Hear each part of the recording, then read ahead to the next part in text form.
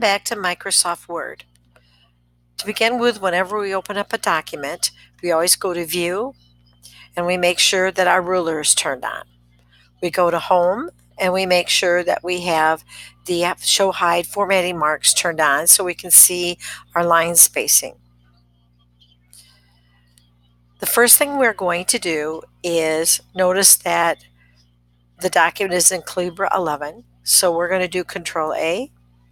We're going to go up to our drop down, type in Times New Roman. You could also put in Arial, and we're going to make sure this is 12 font. There we go. Since this is a business document, we also want to check our margins. Margins should be, the left and right should be 1 inch. We're going to go down to custom margin. And the top margin varies. Sometimes it might be 2 if it's more of a report. And if it's just a plain simple document, then it's going to be 1. So our left margin, we want to change to 1. And then our right margin, we want to be 1. And then we're going to say OK. So we've got that changed a little bit. In this case, we're going to keep our top margin as 1. The next thing we're going to do is look at our document. In this particular document, you notice that we have a lot of side headings. A side heading or headings would be individual lines with little short phrases like, landscaping made easier, designing your yard, step 1. So we're going to have to think about how are we going to set these up. Usually at the first line of a document is the title of the document. In that case, we want to go over to our styles and we want to add a title style.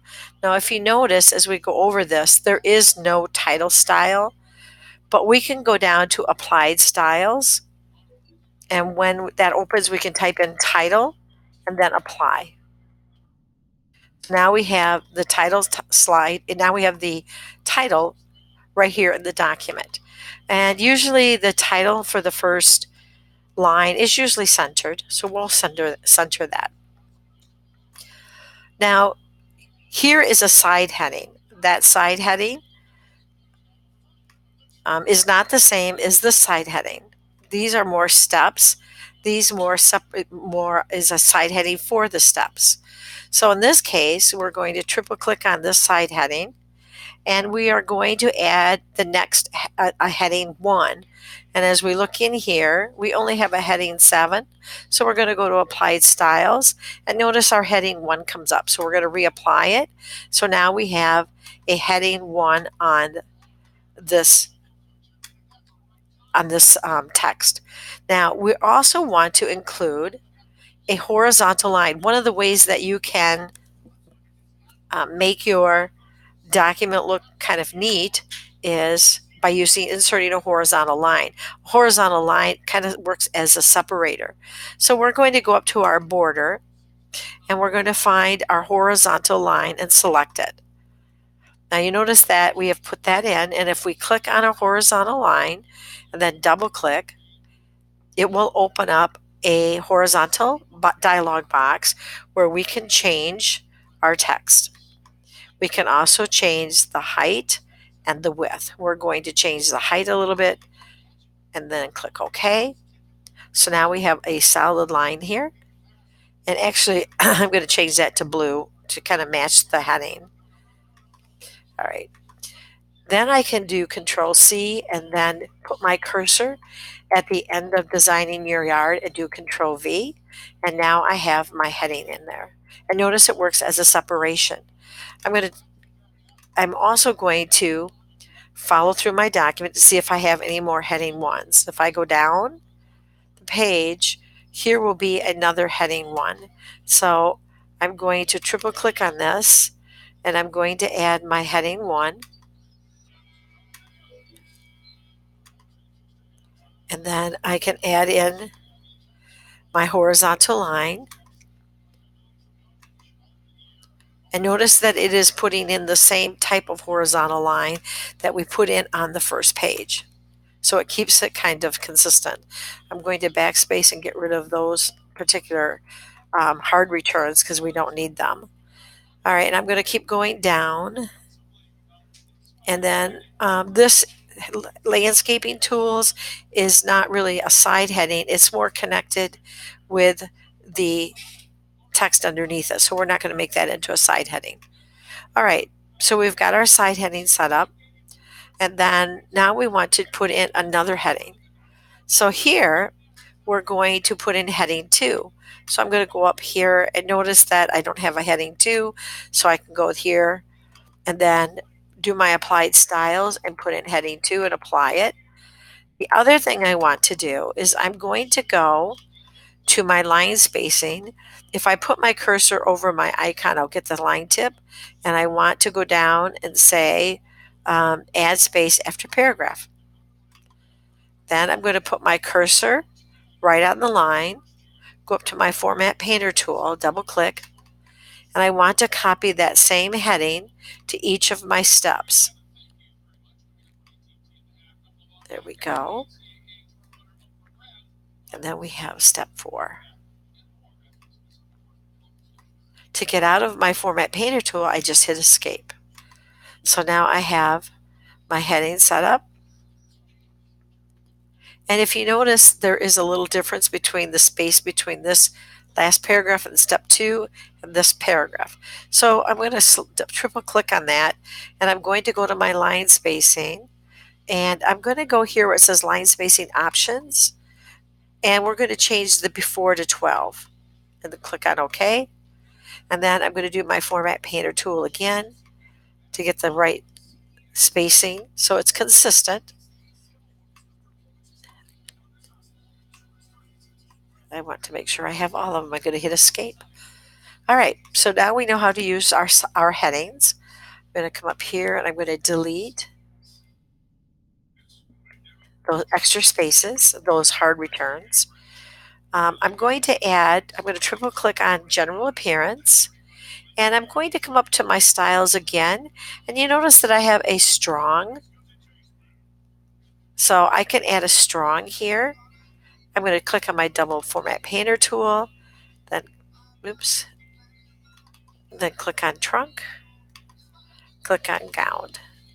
And because these are bullets following, I should have some line spacing after that. So I'm going to add space after paragraph. And I can either go through and use my Format Painter tool, or I can go through and just click on each one of them. Again, you notice that this is probably a little bit slower than using the Format Painting tool. All right, we're going to come down here. We're going to delete this extra paragraph marker because we should only have one. And then now I'm going to select. Actually, what I'm going to do is I'm going to delete. No, actually, I'm going to just select this text. Now, let's say I want this text to actually be in a table. To do that, I convert it. So I'm going to go to Insert,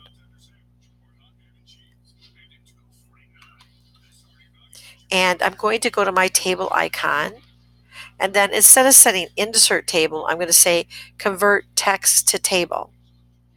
All right, now if you notice, each of these columns are divided by rows or by tabs. So when I click on this, number of rows is 3. I want my tabs. I'm going to click OK. And if you notice, I now have them in each of them in a separate row.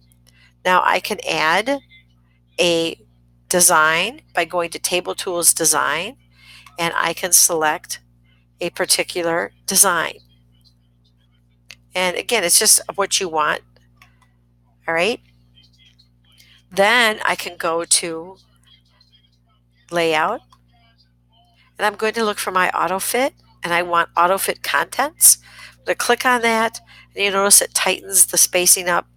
And then I'm going to do Control E to center my table. I will delete one of these paragraph markers because there's an extra one. And so now I have my table. Now, if I wanted to center this and have it connect more with the table, I can do that. And I probably could come up here and add some emphasis. So now they're together. And I could take off the bold if I didn't want this column to be bold. So there we go. Now, what happens after looking at this? I decide I really don't want this in a table. It's very easy to change this. If I click on my cross, it will select the entire table. And if I go up to Table Tools Layout, I can go to Convert to Text. Again, I know they're separated by tabs. Click OK. And now I have removed my table. Now there's another thing that I can do. Let's say I don't want a table, but I still want to center this. And I want to center it by tab. First, I'm going up to my hourglass. I'm going to grab that little base. I'm going to drag it back so everything's lined up to the margin. If you notice, I have a left tab at the 1.1 mark, a left tab at the 2.2 mark, but I have 3 columns. That means I'm missing a third tab. So what I'm going to do to center this, I am going to take this first tab, the second tab, and I'm going to drag it to 3. Actually, I'm going to drag it all the way over to 4.5. I'm going to grab the second tab, and I'm going to drag that, let's see, to about 2.7. Then I'm going to come over.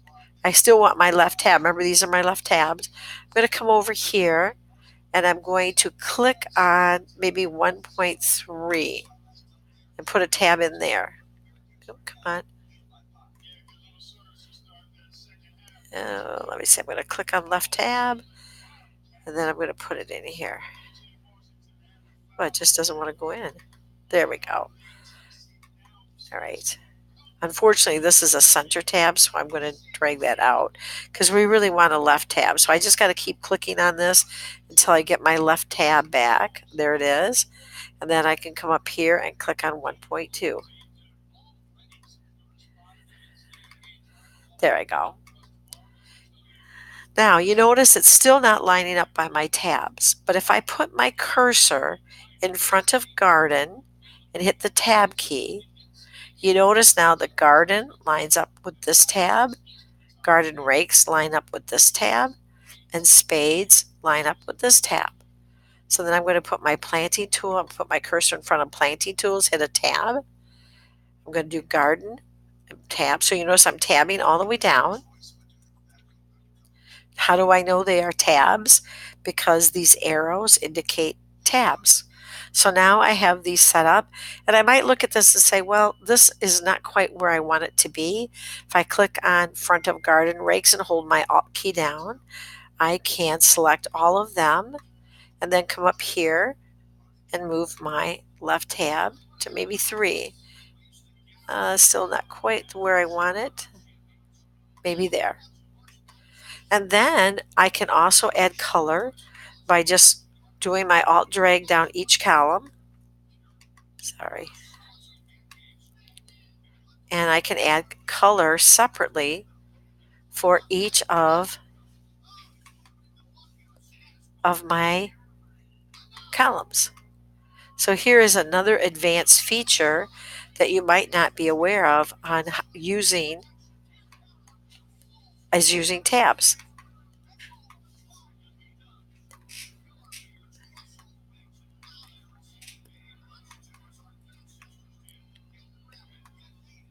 And what we're trying to do is make these look centered on the page. And if I turn off my formatting marks, I can get a better sense of, if I look here, I want to make sure the space is about the same as on here to the margin. And that looks pretty good. So if we go through now, we have set up our document. And we could add other things in here. If you go to insert, you have other options. You can add pictures, shapes. Again, with shapes, you can select a shape and then draw it into your document. Here we go. And we can actually make a design just like you do it in Google Drawings. If I keep that selected, I can do Control C and Control V, and then I can click here. And if I use my wheel, I can turn this and maybe make it into an interesting design.